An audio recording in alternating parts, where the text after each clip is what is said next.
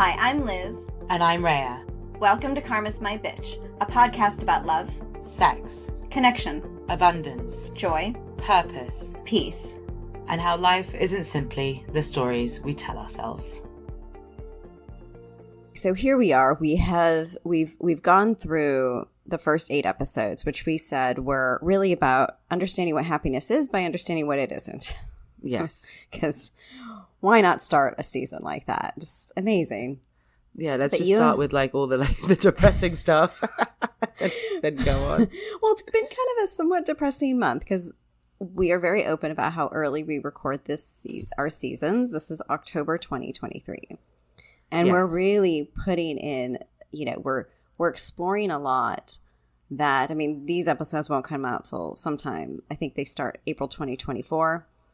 And we are exploring the concept of happiness, which will lead us to bliss, which is the final letter in our name.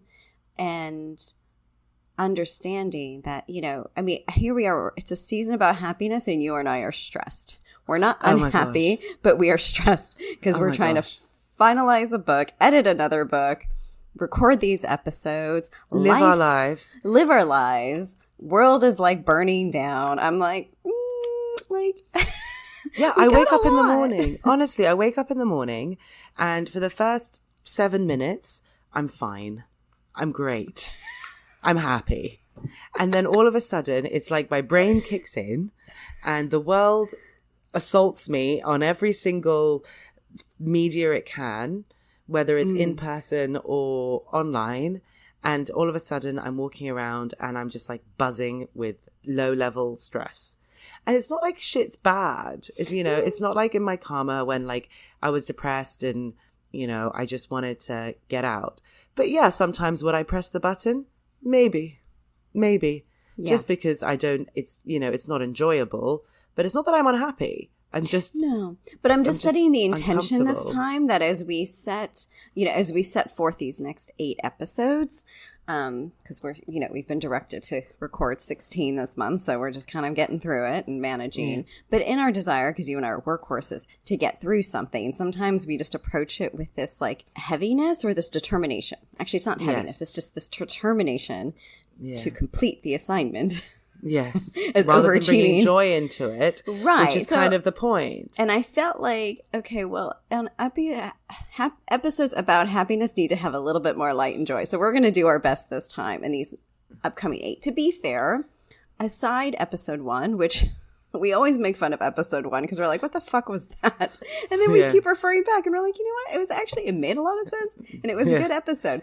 So other than the episode about being our purest self-expression, which to be fair, we were very honestly ourselves, which was just a little stressed out. Everything was, the other 7 episodes were quite okay, happiness isn't this. Fine, but then we also had to end of episode. End of episode. But it was also the karmic review of all of our previous books about karma and episodes about karma, because again, happiness cannot be confused or understood when you are in your karma. So of course we were let's review this for the gazillionth time. So now all right, you and I both kind of left recording yesterday thinking, okay, well, gosh, we really could have done better.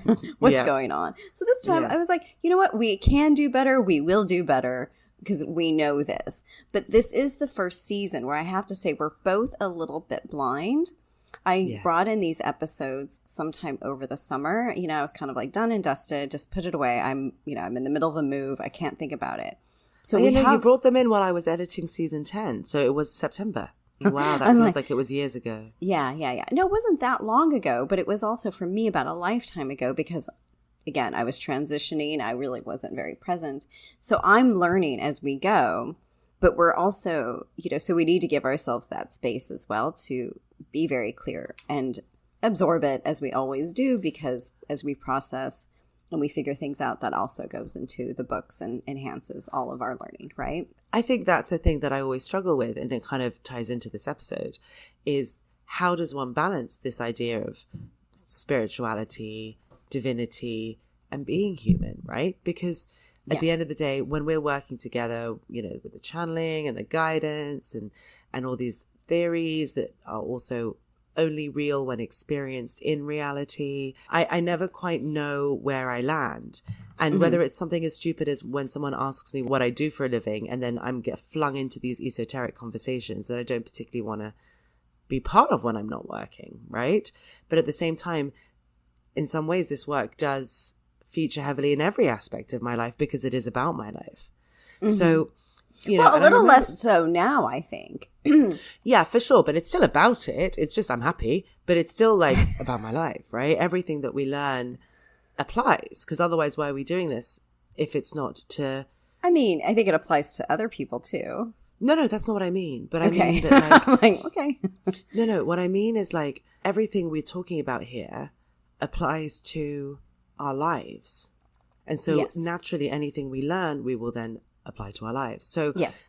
as much as most people can kind of leave their work in the office, I find that our work isn't like that. It's very much kind of all together now, Yeah. if that makes sense. I mean, we don't talk just about work. We talk about our lives. And sometimes I'm thinking about simply how do I fit it all in? And other times I'm thinking, okay, well, you know, I know how I felt in the summer and I know what it is to have a magical adventure. So now I'm learning how to apply that in my life, right? Yeah. So every time I pick up a pendulum, I'm somehow thinking about work, but I'm also somehow thinking about my life. Like, I can't figure out whether my life is about work or my work is about my life. Well, it's okay. What you're effectively describing, though, Rhea, is purpose. Yeah. That's why. When you are firmly embedded in your purpose, it just is your life because it's you, right? Yeah. That's Yeah. how it gets woven together, but in a way that's quite harmonious. This season, we've been talking about kind of being a individual, a divine individual, and all this kind of stuff. But like, I'm just curious how that all fits in together. In some previous episode, we were talking about how somehow your power is necessary, and we call power divinity, for this path to happiness, right? Because if you're not exercising your power, you're not happy. Yeah. But also, interestingly enough, which I guess is paradoxical in nature, owning our divinity is not necessarily, all right, I'm going to say it and we're going to unpack this, but owning your divinity is not necessarily essential for happiness. Okay. Okay. Now, It I actually don't makes like... sense to me. Yeah? Okay, then you go for it. Well, because for so long, I had the understanding that there was something more to my life than what I was experiencing, right? From like a spiritual, I guess, perspective. But I was unhappy. And I also translated that to mean I was here to be some kind of cautionary tale, right? So I was still being divine, but I was being a martyr. Yes, exactly. And how much of spirituality is martyrdom? So right? much of it, right? Sacrifice and suffering will bring us on, will bring us to the road of redemption. Exactly. Right. So I can see that. And then if you look at spiritual people, like it's the thing that we always talk about, and it's what I have banged on about so much, because it's very much linked with the idea that love is pain, light, it gets the darkest before the dawn, all of that. So there's so many like links between happiness and unhappiness that people almost assume unhappiness is a rite of passage. And I know we're going to talk about that in an episode to come, but it does, for me, I'd say that makes total sense. And actually, when I started living for me, and, we joke around, fuck around and find out, just following my heart, saying yes, enjoying all that it means to be human. Mm-hmm. That's when I really started understanding what it was to be divine. But it's weird because when I think about it, I can't figure out quite how I got here, how I became the person who'd do things like that. And even in the summer, I was really having some moments where it would almost be a bit like, what am I doing? Right? Like that feeling, that kind of, and I remember you saying to me, it's a bit like riding a bike in the air. Oh. If you look down and you realize you're flying, you'll freak out and you'll fall. Right? So you just got to keep going and keep moving from one moment to the next, one moment to the next, one moment to the next. And that really helps. And actually, whenever I feel a bit off kilter, I have that image in my mind. I have that feeling in my mind. Mm-hmm. And through that feeling, I can reconnect to all the other feelings that accompany it. And I'm able to continue creating from that space. I like that. Sometimes it's like funny to hear me back. somebody Yeah. like quote me back, and I'm like, oh, okay. Yeah, that but that's sounded how I nice. do it. That's how I internalized it and made it, you know, because that feeling of flying without knowing that you're falling, because you're not falling, is the feeling that I will click to, that will then bring all the other feelings. Whereas, but the reason I know this is that I couldn't have had those feelings unless I'd gotten rid of all the icky feelings first. It's not to say that I needed to be in pain to then have happiness. No. The distinction is I needed to clear out the pain that I'd been holding Yes. to know that happiness. Yeah. And that pain wasn't necessary. It was a byproduct of living in separation. It's not that I needed the pain, and it's not that I needed to be in pain to then learn what pain wasn't, which is ironic considering we've just spent 8 episodes talking about happiness isn't. And the reason for that is because all those instances where we said what happiness isn't is also all those instances where we're still holding other feelings. Yes, exactly. Other feelings that have been created as a result of separation. Which have stemmed our power. It stemmed our power because it separated us from ourselves. But this is how. That's what I mean. This is the how behind that, right? Yeah. So if people say to me, well, why do we have to go through making karma our bitch in order to get to our power? Our power is simply the connection we have with ourselves in the most strongest way possible. But that connection is dulled by all the other feelings that we've had in separation. So when things didn't go our way, when we were told we were wrong, we were told we were bad, we were told it was our fault things didn't work out, we effectively stopped the story at I didn't go to the party. And then we internalized that I didn't go to the party over and over again, to the point where we weren't invited to the party, to the point that the party never happened, to the point that everyone's in a partyless place, right? Yeah. Okay, yes. It goes on and on and on. Really loving this, like, milk this party metaphor, Rhea. I'm like milking it. But like life is a party. So, but in order for us to be able to do that second bit, we have to be able to do the first bit. And for me anyway, it's removing all those feelings where we can't listen to ourselves, where we're not good enough, where we've separated that connection. Right. But in order to have done that, you don't get rid of those feelings by deciding to get rid of them. It's the if only you've just got to feel them and finish the circle. Exactly. You really have to hit that bottom wherever it is to be able to feel them all, because when you can feel all of those feelings, however icky, however pleasant, your karma will get you across that scale, so you can understand what that scale looks like. What do you mean by that? Your entire emotional spectrum. Because as humans in separation, we've only allowed ourselves a very truncated part of that scale. Which I'm again happy, feeds back I'm in. sad. Exactly. But it also feeds back into the idea of when we say follow your heart. For me, when I say follow the heart, that scale is so wide because there's happy, there's sad. Yeah, there's loads of emotions in that scale-ish. But what we don't feel is all the deeper emotions. Because we say so service. And so that's what scale isn't necessarily left to right. It's also breadth. It is, but that scale is just much larger. Yeah. It is just much larger and much deeper, but it's broad. It's broad. I think the best word to describe it would be it's a very broad scale, but in separation and using our coping mechanisms, we shrunk it. Yeah, exactly. It's truncated to the point where we have such a limited range that we can't fully process our emotions. Yeah. And so we keep trying to contain and control and manage as opposed to just allowing them to all surface, because we feel like our entire lives will fall apart if we do, and that we'll die along with it, which we will. But that's, of course, so that we can be rebirthed, right? Without all of the ickiness.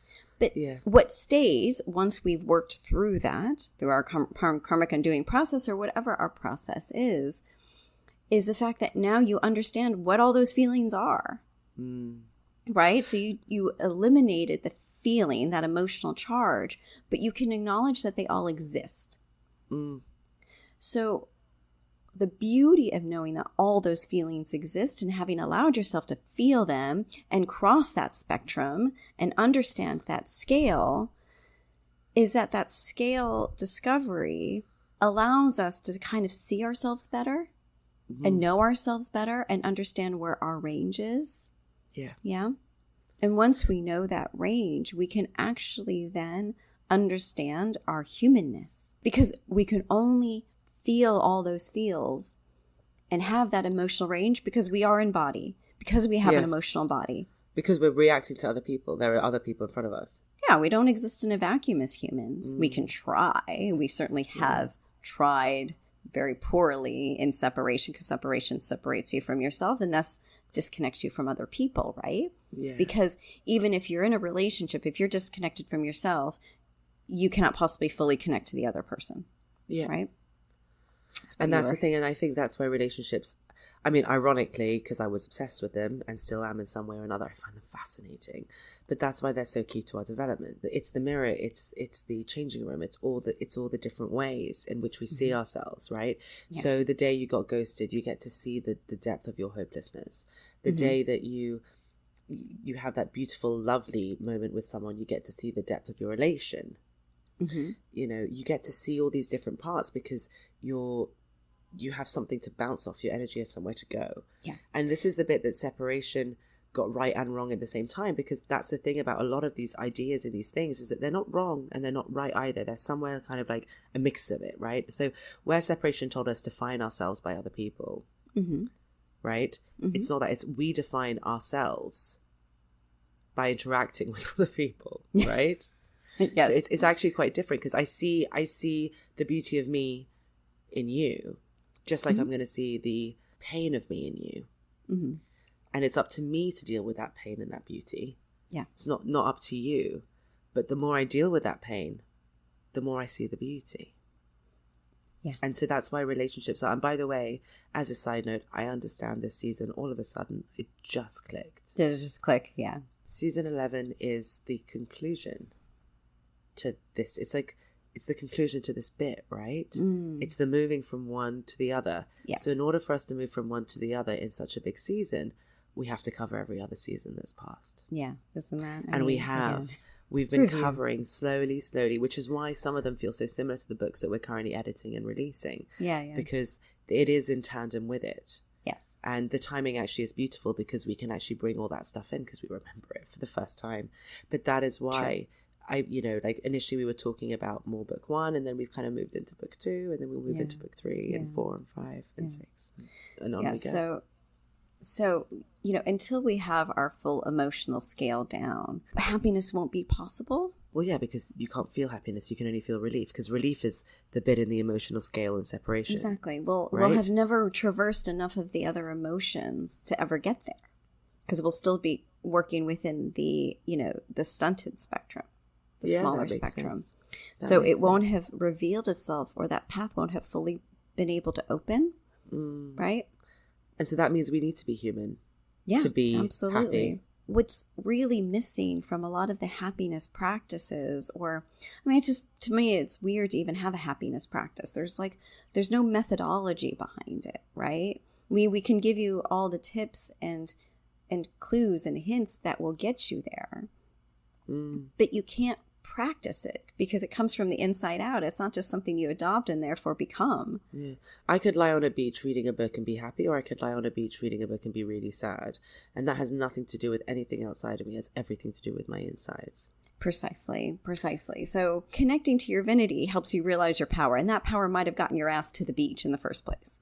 Right? Exactly. All of those choices, that's me exercising my power, which is exercising my divinity, because I'm making choices and I'm getting myself there. But once I am there, the quality of what I enjoy about it, yes, is tinged with, I created this, I did this for myself. But I'm also the human being sitting on the beach with other human beings, enjoying the sun on my skin. Exactly.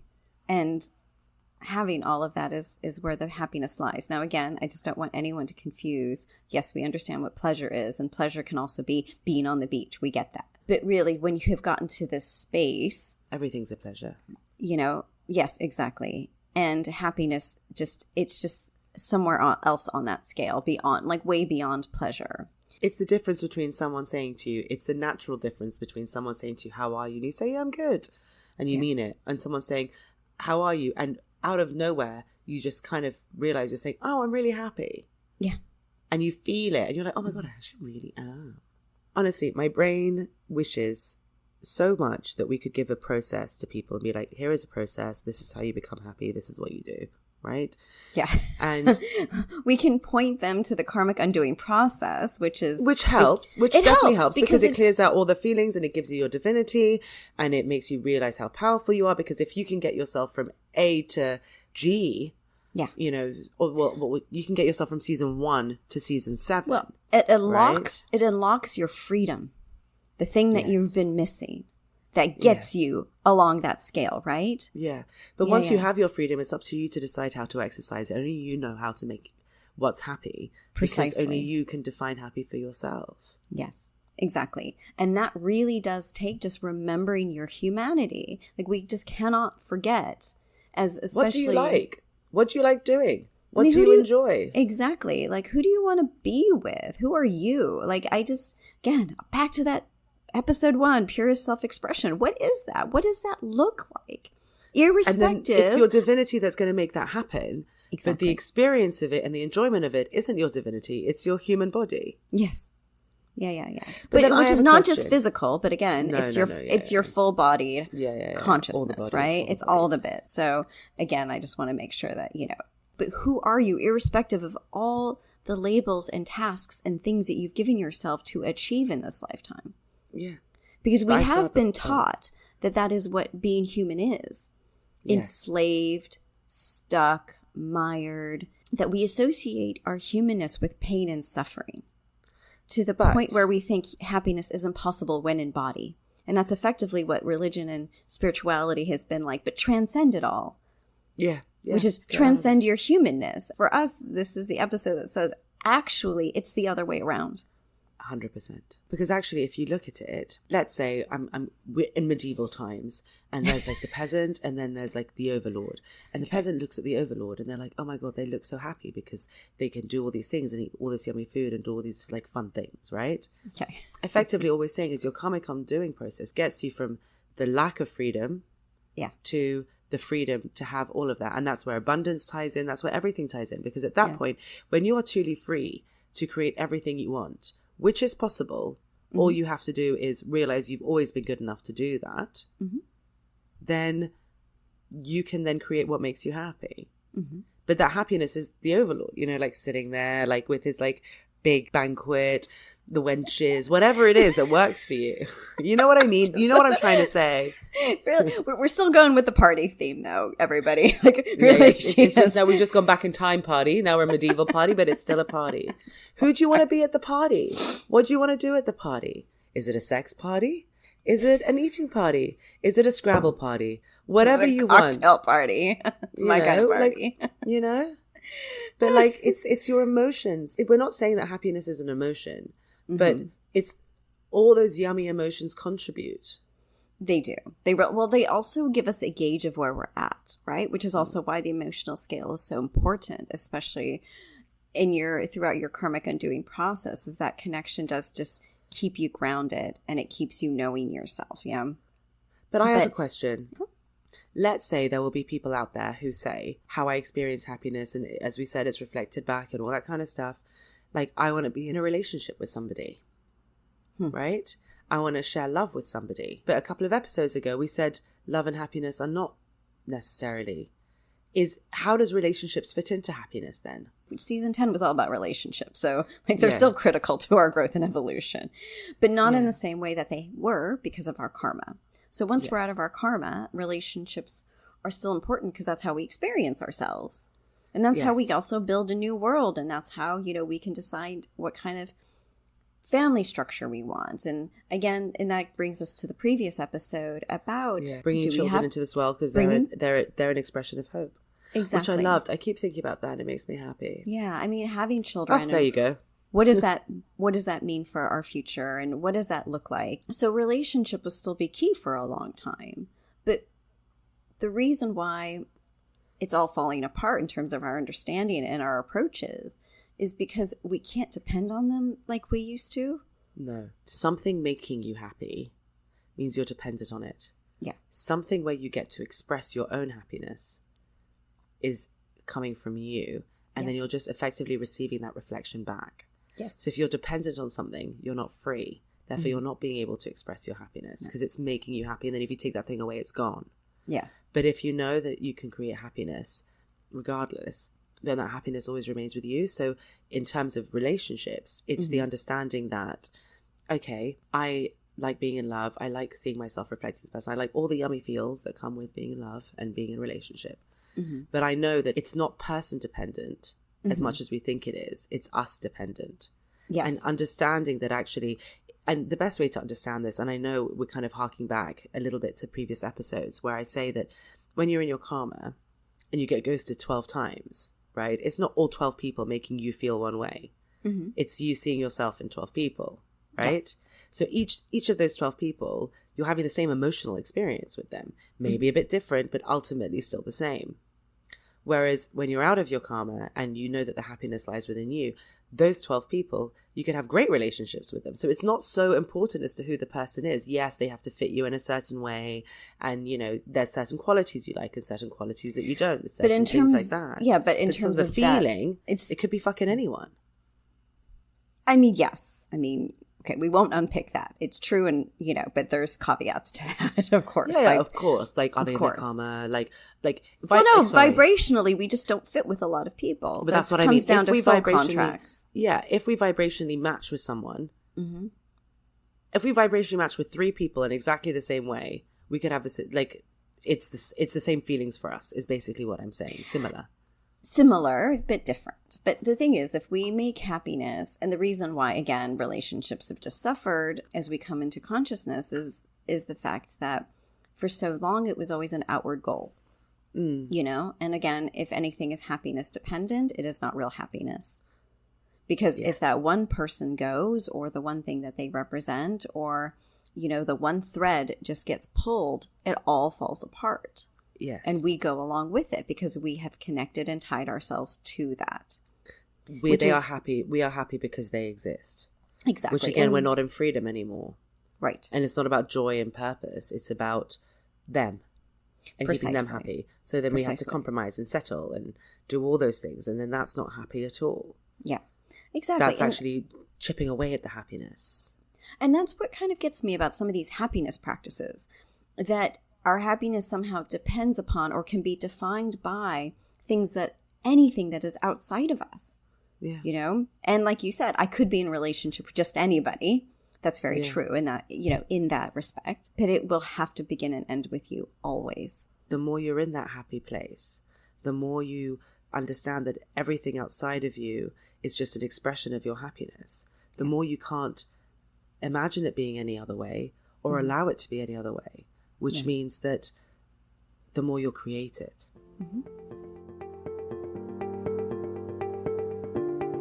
Thank you for listening. For more information, articles, and inspiration, find us at karmasmybitch.com and at karmasmybitch.insta. And if you liked what you heard, please subscribe and leave us a review.